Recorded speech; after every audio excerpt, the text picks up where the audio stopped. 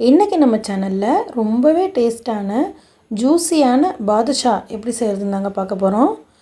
இது பேக்கரியில் வாங்குறது போல் அதே டேஸ்ட்டில் அதே சாஃப்டில் இருக்குங்க. என்னென்ன விஷயங்கள்லாம் செஞ்சால் பேக்கரி ஸ்டைலில் அதே போல் ஜூஸியான பாதுஷா கிடைக்கும் அப்படிங்கிறதுக்கான டிப்ஸ்லாம் இந்த வீடியோவில் நான் சொல்லியிருக்கேன். ஸோ நீங்கள் வீடியோ ஸ்கிப் பண்ணாமல் பாருங்கள் ஃப்ரெண்ட்ஸ். இந்த சாஃப்டான பாதுஷா எப்படி செய்கிறதுன்னு பார்க்குறதுக்கு வாங்க வீடியோக்குள்ளே போகலாம். அஸ்ஸலாமு அலைக்கும். வெல்கம் டு ஹிரா சமையல். ஃப்ரெண்ட்ஸ், இந்த ரெசிபி செய்கிறதுக்கு ஃபஸ்ட்டு நம்ம என்னென்ன பொருட்கள் தேவைங்கிறத பார்த்துடலாம். மைதா 2 கப், சர்க்கரை 1/2 கப், நெய் 5 table spoon, baking soda 1/2 teaspoon, baking powder 1/2 teaspoon, உப்பு 1 சிட்டிகை, எண்ணெய் பொரிக்கிறதுக்கு தேவையான அளவு. இப்போ நம்ம பாதுஷாவை செய்ய ஆரம்பிச்சிடலாம். அதுக்கு ஒரு பாத்திரத்தில் நம்ம எடுத்து வச்சுருக்கிற 2 கப்பு மைதாவை சேர்த்துடலாம். இது கூடவே நம்ம எடுத்து வச்சுருக்கிற பேக்கிங் பவுடர், பேக்கிங் சோடா, உப்பு, 5 டேபிள் ஸ்பூன் நெய், இது எல்லாத்தையும் சேர்த்து நம்ம நல்லா கலந்து விட்டுடலாம். ஃப்ரெண்ட்ஸ், நான் சொல்லியிருக்கிற அளவுகளோடு கரெக்டாக செஞ்சோன்னா இதே போல் சாஃப்டான பாதுஷா நமக்கு கிடைக்கும். இப்போ இந்த மாவில் அந்த நெய் எல்லா இடத்துலையும் படும்படி நல்லா கலந்து விட்டுடலாம். அதாவது தனி மாவு எதுவும் இருக்கக்கூடாது, நெய் கலந்த மாவு தான் ஃபுல் அண்ட் ஃபுல் இருக்கணும். அதுபோல் நம்ம நல்லா கலந்து விட்டுடலாம். ஃபஸ்ட்டு நம்ம கலந்ததுக்கப்புறம் இந்த மாவோட பதம் எப்படி இருக்கணும்னா, கையால் இப்படி மாவை பிடிச்சோன்னா பிடி நிற்கணும். அப்படியே நம்ம உதிர்த்து விட்டோன்னா உதிர்ந்து விழணும். இதுதான் நம்மளுக்கு சரியான பதம். சப்போஸ் உங்களுக்கு இப்படி வரல அப்படின்னாக்கா எக்ஸ்ட்ரா நீங்கள் நெய் சேர்த்துக்கலாம். அப்படி இல்லைன்னா அதுக்கு பதில் 2 டீஸ்பூன் தயிர் சேர்த்துக்கலாம். அதுக்கப்புறமா நம்ம கொஞ்சம் கொஞ்சமாக தண்ணி தெளித்து நல்ல ஒரு பூரி மாவு பதத்துக்கு பிசைஞ்சு எடுத்துக்கணும். ரொம்ப அழுத்தம் கொடுத்து பிசையக்கூடாது, நம்ம இதை சாஃப்டாகவே தான் பிசைஞ்சு எடுக்கணும். நம்ம இதில் பேக்கிங் பவுடரும் பேக்கிங் சோடாவும் சேர்த்துருக்கிறதுனால பாதுஷா நல்லா சாஃப்டாக இருக்கும். உங்கள்கிட்ட பேக்கிங் பவுடர் இல்லை அப்படின்னா பேக்கிங் சோடாவை எக்ஸ்ட்ரா கொஞ்சம் சேர்த்துக்கோங்க. கூடவே 2 டேபிள் ஸ்பூன் தயிர் கண்டிப்பாக சேர்க்கணும். இப்போ பாருங்கள், நம்ம மாவு நல்லா பிசைஞ்சாச்சு. மாவை இது போல் இழுக்கும்போது லேயர் லேயராக வரணும்.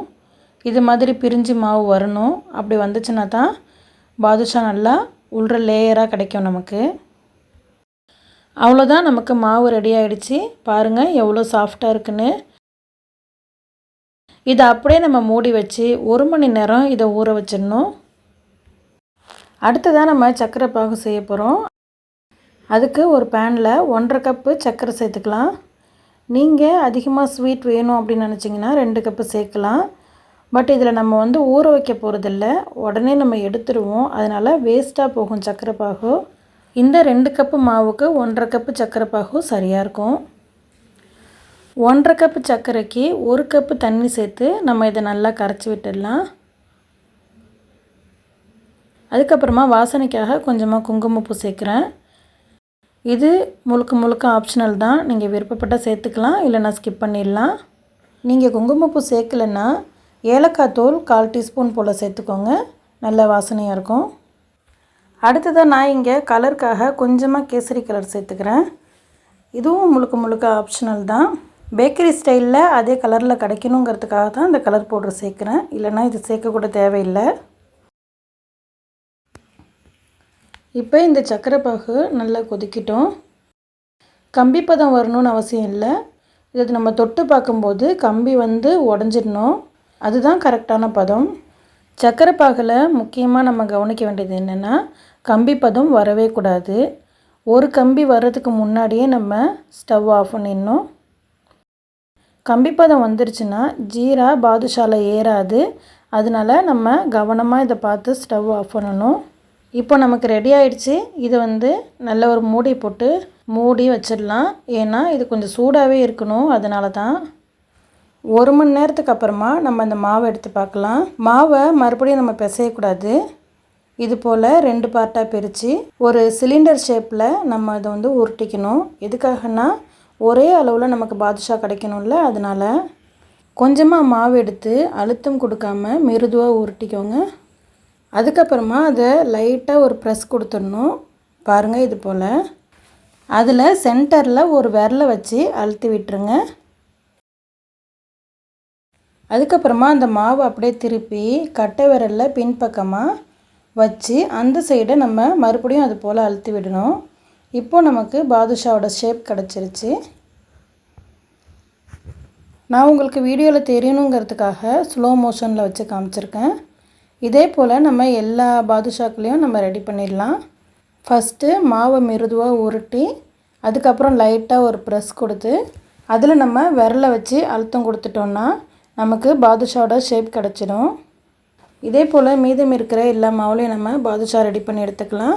ஃப்ரெண்ட்ஸ், இந்த பாதுஷாவை ரெடி பண்ணுறதுக்குள்ளே நீங்கள் நம்ம சேனலுக்கு புதுசுனா ஹிராஸ் சமையல் சேனலை சப்ஸ்கிரைப் பண்ணிக்கோங்க. பக்கத்தில் இருக்கிற பெல் பட்டனையும் கிளிக் பண்ணிக்கோங்க. அப்போ தான் நான் போடுற யூஸ்ஃபுல்லான வீடியோஸ் உங்களுக்கு உடனுக்குடன் நோட்டிஃபிகேஷனில் வரும். மாவை இது போல் நம்ம பாதுஷாக்கெல்லாம் ரெடி பண்ணிட்டோம். இப்போ இந்த பாதுஷா எல்லாத்தையும் நம்ம ஆயிலில் ஃப்ரை பண்ண போகிறோம். அதுக்கு ஸ்டவ்வில் ஒரு பேன் வச்சு குக்கிங் ஆயில் சேர்த்துக்கோங்க. இப்போ தான் நம்ம ஒரு முக்கியமான விஷயத்தை கவனிக்கணும். நம்ம நார்மலாக ஆயில் ஹீட் ஆனதுக்கப்புறம் தான் எதுவாக இருந்தாலும் ஃப்ரை பண்ணி எடுப்போம். பட் இந்த பாதுஷாக்கு ஆயில் ஹீட்டாக இருக்கக்கூடாது. நம்ம பாதுஷாக்களை உள்ளே போட்டோன்னே எண்ணெயில் அடியில் போயிடணும்.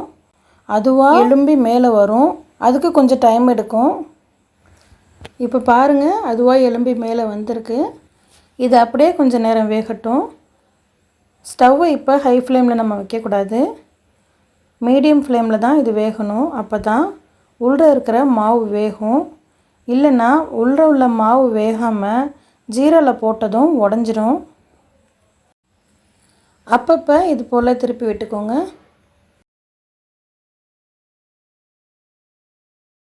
இப்போ பாருங்கள், லைட்டாக செவக்க ஆரம்பிச்சிருக்கு. இந்த ஸ்டேஜில் நம்ம ஹை ஃப்ளேம்லேயும் மீடியம் ஃப்ளேம்லேயும் மாற்றி மாற்றி வச்சுக்கலாம். இப்போ பாருங்கள், நல்லா செவந்திருக்கு. ஆனால் இது பத்தாது, இன்னுமே லைட்டாக செவக்கணும். ஃப்ரெண்ட்ஸ், நம்ம சேனலில் தீபாவளிக்கு தேவையான ஸ்வீட்ஸ் அண்ட் ஸ்நாக்ஸ்லாம் அப்லோட் பண்ணியிருக்கேன். அந்த வீடியோஸோட லிங்க்கை மேலே ஐகார்ட்லேயும் டிஸ்கிரிப்ஷன்லேயும் கொடுக்குறேன். செக் பண்ணி பார்த்துக்கோங்க ஃப்ரெண்ட்ஸ். இப்போ நமக்கு பாதுஷா எல்லாம் வெந்து தயாராகிடுச்சுங்க. இது நம்ம எண்ணெயிலேருந்து எடுத்துடலாம். இதை நம்ம டைரெக்டாக சக்கரை பாகில் சேர்க்கக்கூடாது. இது போல் வடிக்கிற பாத்திரத்தில் நம்ம எடுத்து வச்சு ஒரு 5 நிமிஷம் போல் அதை அப்படியே விட்டுடலாம். அதில் எக்ஸஸாக இருக்கிற ஆயில் எல்லாம் வெளியாகிடும். இப்போ எல்லா பாதுஷாவும் நம்ம எடுத்தாச்சு. இதுக்கப்புறம் ஒரு முக்கியமான டிப்ஸ் ஒன்று சொல்கிறேன். பாதுஷா ஒரு பேட்ச் முடிஞ்சதுக்கப்புறம் நம்ம கண்டிப்பாக ஸ்டவ் ஆஃப் பண்ணிடணுங்க.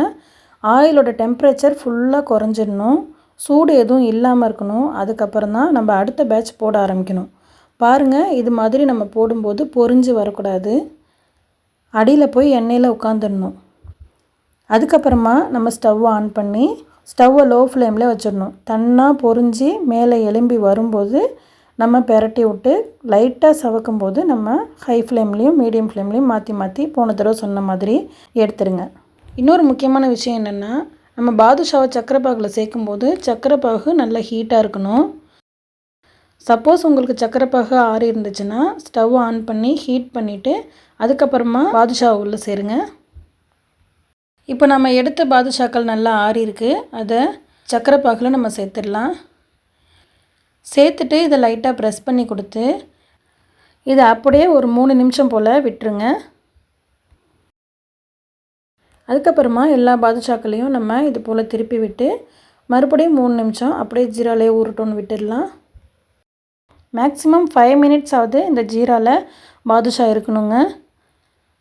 அதுக்கப்புறம் நம்ம எடுத்து பார்த்தோன்னா நல்ல ஜூஸியான பாதுஷா சூப்பராக நமக்கு கிடச்சிருச்சு. பாருங்கள், பார்க்கவே எவ்வளோ சூப்பராக இருக்குதுன்னு. இது பார்க்குறதுக்கு மட்டும் இல்லைங்க, சாப்பிட்றதுக்கும் செம்ம டேஸ்ட்டாக இருந்துச்சு. இப்போ இதே போலவே அடுத்த பேட்சையும் நம்ம ஆற வச்சு ஜீராவில் சேர்த்து எடுத்து வச்சிடலாம். நான் இங்கே கொஞ்சமாக நட்ஸ் சேர்த்துருக்கேன். உங்களுக்கு விருப்பப்பட்ட எந்த நட்ஸ் வேணாலும் இதில் சேர்த்துக்கலாம். இப்போ இந்த பாதுஷா எந்த அளவுக்கு நல்லா சாஃப்டாக ஊறி இருக்குங்கிறத நீங்களே பாருங்கள். பாதுஷாவை எடுத்து இப்படி உடச்சி பார்க்கும்போது வெளியில் லைட்டான கிறிஸ்பியாகவும் உள்ள நல்ல சாஃப்டாகவும் இந்த லேயராகவும் கிடச்சிருக்கு. வீடியோவில் நான் சொல்லியிருக்கிற டிப்ஸை நீங்கள் ஃபாலோ பண்ணிங்கன்னா இதே போல் உங்களுக்கு ஜூஸியான லேயராக இருக்கக்கூடிய பாதுஷா உங்களுக்கு கிடைக்குங்க. ஃப்ரெண்ட்ஸ், நீங்களும் இதே போல் உங்கள் வீட்டில் ட்ரை பண்ணி பாருங்கள். பிடிச்சிருந்துச்சுன்னா லைக் பண்ணுங்கள், உங்கள் ஃப்ரெண்ட்ஸ் அண்ட் ஃபேமிலிக்கு ஷேர் பண்ணுங்கள். நம்ம ஹிராஸ் சமையல் சேனலை சப்ஸ்கிரைப் பண்ணிக்கோங்க. தேங்க்ஸ் ஃபார் வாட்சிங்.